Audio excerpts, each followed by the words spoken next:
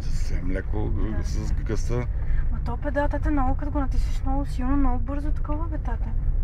Ето, съвсем лекичко.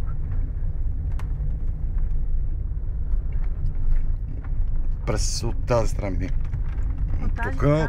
Тук, виж, че има дупки, дек, виж, карай, като няма дупки.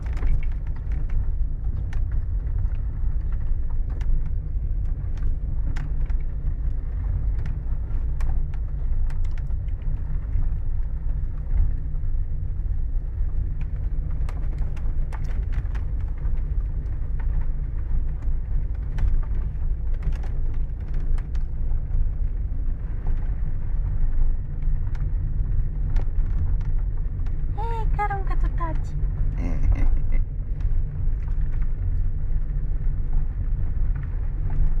Не, увеличавай, защото... Не, аз съвсем лекичко карам.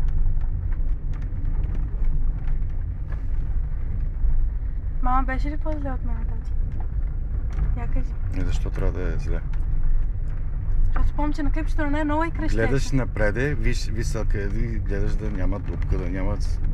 Волана е за това направен да мога да се завърта. И при всяко завъртане на волана, дали ще е наляво или надясно, се гледа в огледалото. Като завъртиш надясно, гледаш дясното огледало. Гледаш ли в лявото огледало, като завъртя в ляво? Да. Какво ви виждаш в лявото огледало? Виждам някакви дървета.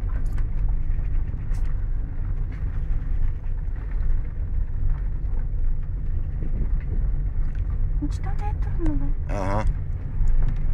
Те видях с първото. Тук намали, отпусни гъста тук.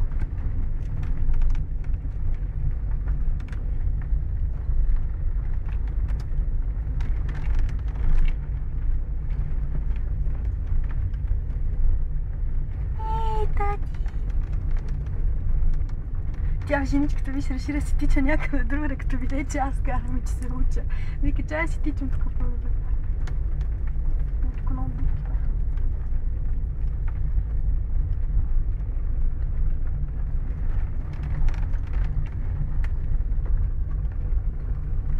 Сега дай мигач, дай десен мигач. Нагоре или надолу? Е, десен мигач. Натисни съединител, и спирачката. И спирачката Леко. Давай, натискай. Без да отпуска сега. Не! Сега вземи. Освободи от скорост. Освободена ли от скорост? Да. Отпусни съединител.